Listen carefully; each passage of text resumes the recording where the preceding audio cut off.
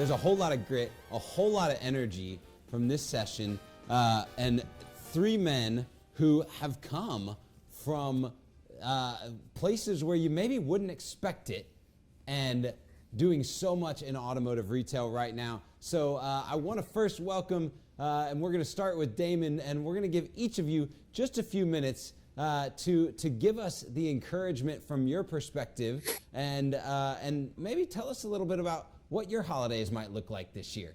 So Damon, I want to start with you. Hey, good afternoon, good morning. How's everybody doing? You two looking like the Blues Brothers with the suits on and the tie. That's the looking second real one. Smooth, Colin and Paul.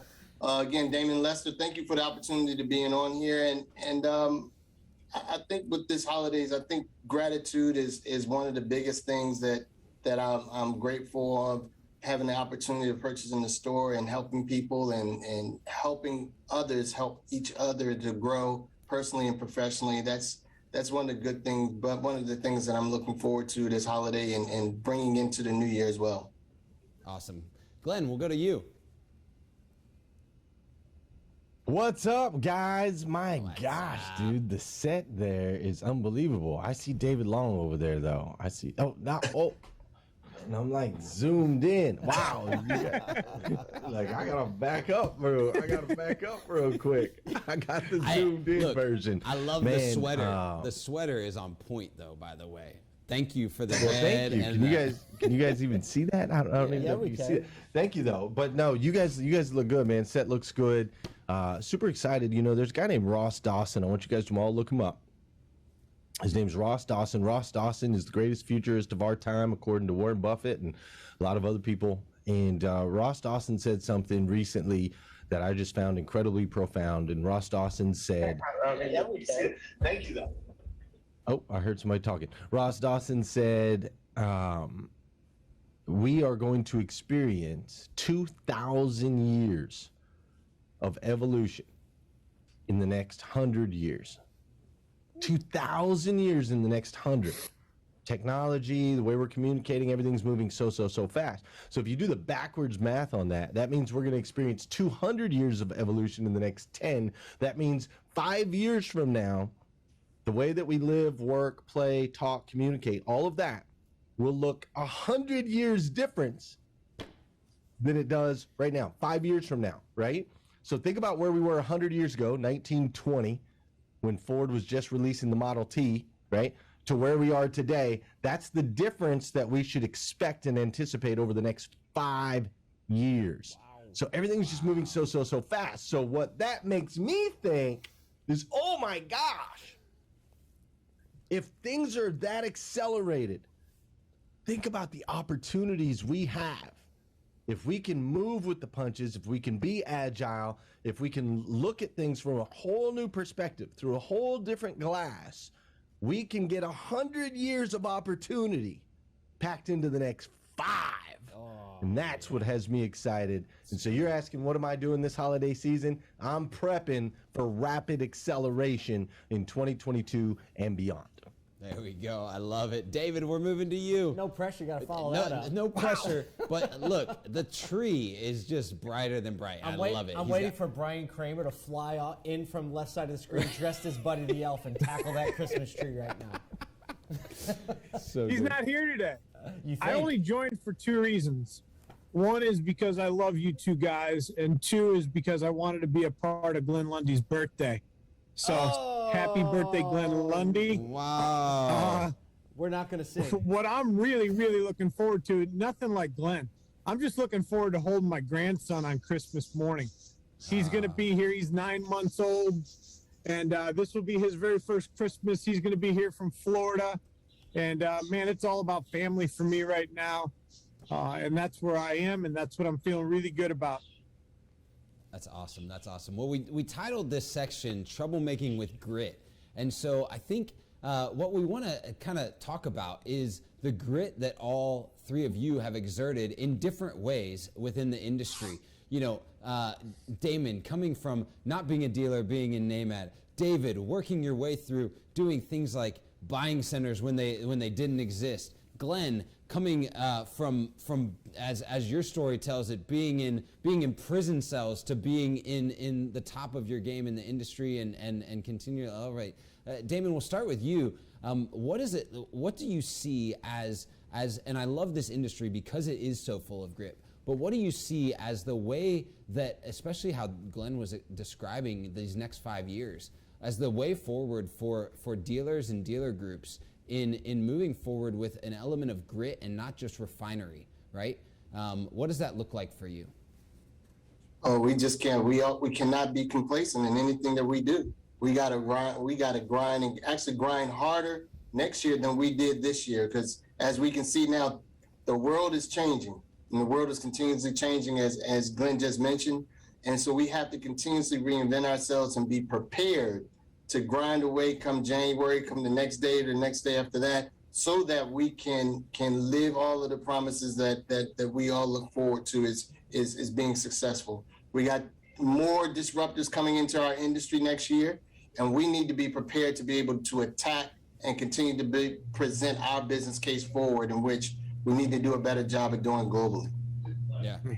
Glenn, if we are moving at that pace, at a pace of 100 years and 5 years, that means that daily we're seeing half of years coming by, right? So, where they were planning an expectation, 3 years ago was possible, planning an expectation is much harder to do. So what are you encouraging business leaders that are going, I don't even know what tomorrow is going to look like, potentially?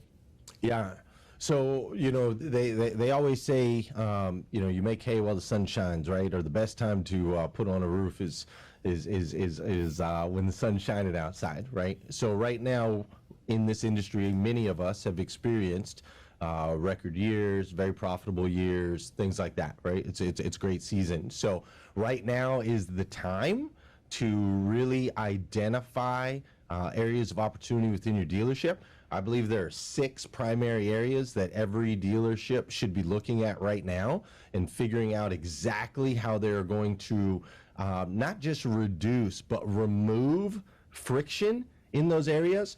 There are so many aspects of what we do in this industry that is so antiquated, and it's because it's something we put in place back when it worked, right? 10 years ago, 15 years ago, 20 years ago, and we've just been running on that same treadmill. And ultimately now what we're seeing is a lot of the things we used to do made sense for then, but they're not the best thing we should be doing moving forward. So the 6 areas, I think organic traffic is incredibly important for all dealers. They need to be able to have an organic traffic plan in 2022, not just a paid plan. I think inventory acquisition is incredibly crucial. Understanding inventory acquisition and how you're going to get those cars through the system. I think your processes, every single process in the dealership should be reviewed, should be like, do we still need to do this? Why do we do this way? It needs to be looked at from a different lens. I think customer attrition is incredibly important. Brand loyalty and getting customers, like Damon just said, 15 new manufacturers are coming into our market. 15 new manufacturers are coming into our market. The customers have more choices than ever. You've got to figure out how to get creative and keep your customers coming back again, and again. The 5th thing is our advertising. Dude, we got to start telling stories and quit telling people prices and payments. It just doesn't work anymore. Look at that General Motors commercial that they just released that we all saw with the old dude, and he lost his wife and he's crying, and we're all connected to the commercial, and it's gotten shared 10 billion times because they told a story, right? And so we got to relook at how we do our advertising and the way we tell stories. And the 6th, the most important aspect of the whole thing, is we have to understand. The CEO of Chick-fil-A says this best. We are not in the car business. We're in the leadership development business. That's the business that we're in.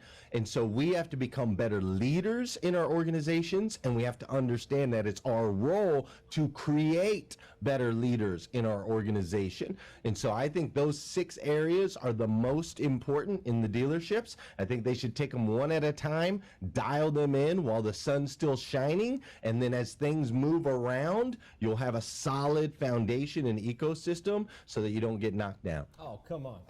Come on. Gotta fan him off He gave for a us second. 6. Let's It's getting go. hot in the studio all of a sudden. It's getting hot in the studio.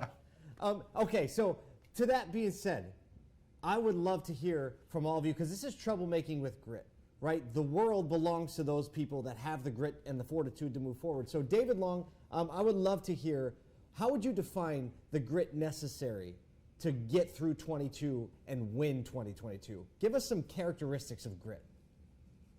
So, man, grit, that's one of my favorite 4-letter words. And without grit, I don't think I'd be sitting here talking to you guys with these two superstars next to me. I think that what's going to define us and really get us through this new year is to not just learn, but more importantly, to unlearn all the things. And to Brian Benstock said it all the time: learn, unlearn, and then relearn. I think my favorite word for 2022 is going to be why. You know, if I had to find one word, it would be why. Just ask myself and my team why. Why are we doing it that way? Why have we always done it that way? Does it still make sense to do it that way? Because quite frankly, even though there's 15 more brands coming into the marketplace, I don't think they're comparing us. The consumer's not comparing us against them. Guess what they're comparing us against? When I got my iPhone, they're comparing us to that experience, that frictionless experience where I knew what I was going to get. It showed up when they said it would show up, and I didn't have to think about anything. So why are we doing what we were doing, and how much grit does it take? I think it's going to take an awful lot of grit to challenge the things that I call outdated thinking that we've just used for the last 50 years. I've been doing this 33 years. Some guy walked down from the top of the mountain with a tablet and handed me this list of 10 things I needed to do to sell a car, none of which are relevant today. I need to break the tablet. Go ahead, break it. Start all Break over. it. Go ahead, David, break it. So that tablet's broken, and I'm going to hook my wagon to people like Glenn and Damon and Brian Benstock and Liza Borges. And the last thing I'd say, Liza told me this last week, the CEO from Chick-fil-A. He said, the people that work with you, the paycheck should be the smallest value they receive for being on your team. Let's go. And that's going to be Let's one of my go. main focuses in 2022. Oh my gosh, all of you guys are just... I told you we were going to start off the second half of the show. The camera's smoking. The Zoom screen is smoking. Damon, you get to follow that up. So in 2022, how are you defining the grit necessary to thrive? How are you defining grit? Oh man, we are changing the way that we do business. We're revisiting how we looking at our people. We're making sure everyone is cross-trained. We're making sure we're looking at our processes again and redoing them and making sure that they are frictionless, as David and Glenn mentioned, because our focus is not going to be on the focus on our employees and what's convenient for us. As Glenn has said a couple of times, we're going to focus on what's convenient for the customer.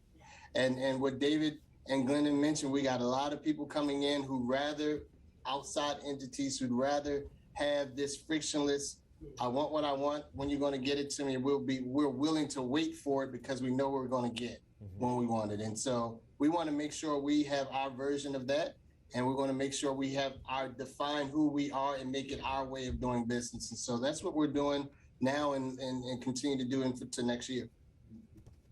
That's awesome. Yeah, I think, you know, the customer's going to demand a lot of us. I think David said that a bit. Like, they're not demanding us be an EV automaker. They're demanding us be like the best experiences that they have on a regular, everyday basis. You know, Glenn, you were for so long a GM at a store, and you know, your mantra was changing that perception. And we heard from some people earlier that we're gonna need to work on, like, it's gonna take grit, not just to make the changes in store. And you actually talked about advertising, selling stories, but we actually have to work on making the change outside of our stores. So what type of grit does it take from an owner that maybe has done things so long to not just shift everything in store, but also shift that perception outside of the store in their communities? Well, I think that, you know, first a dealer has to understand that that's valuable to them. Right? Our industry has always been dog eat dog. It's always been competition. It's always been cutthroat. It's always been hold our cards close to our vest. And so because we have been divided, which you guys have all heard this before, right? United we stand, divided we fall. So we've been divided for a very, very long time. So what I think has to happen first is the dealer has to understand that there's value in collaboration. That if we can come together and change our perspective, if we can come together as an industry, then we can start to eradicate the negative stigmas associated with the car business. But that takes a level of grit, to use your word, to really eat your ego. You got to eat the ego, right? This is a very egocentric industry. I mean, what other industry you know? I mean, there's a couple, I guess, but what other industry you know where the dealers, you know, they put their name up on the side of the building? The biggest thing you see on the side of the building is the last name of the guy who owns the joint, right? This is a very egocentric business, and it's been that way for a long time, and it was important that it was run that way. We would not be where we are today if it wasn't for the dealers that came before us and carved the path, that carved the way. But now we got to have the grit to eat that ego, get rid of it, and say, hey, look, as an industry, we have to change this perception if we want to thrive moving forward. It's not one store at a time, it's an industry as a whole. And so that's what I think is going to be the hardest part, is really getting dealers to break out of that old mold and realize how important it is to go outside of our industry, to bring in other great thought leaders, to combine and share resources, experiences, and really move this ball forward. All right, we have about 60 seconds left. I want to give each of you a chance to do a final word and give the industry one exhortation, one word of advice, one encouragement that they can take home with them. We'll start with Damon. Oh, my one word is geez, that's tough. Well, one word of advice. You can go a sentence. I like we gotta fight though. What we want. Fight, right? It really is like a fight. You're going to take punches. You got to throw punches. I like that. Yep. David Long. Why? Right? Just keep asking why. Just keep examining. I'm going to drop what a we're doing, 4-year-old. why we're doing it, what led us to the conclusion that was in the best interest of our people and our customer. And when the answer comes up as it's not the right thing to do for our people or our customer, make the hard choice to change, right? And Glenn said, eat the ego. I love that. So that's where I leave it. And again, happy birthday, Glenn, and happy holiday, Merry Christmas to everybody that's on this Zoom. Thank you very much for having me, guys. Love it. Glenn Lundy, final encouragement. What's your sentence or your word? Yeah, man, the word that I'll give you is runway, right?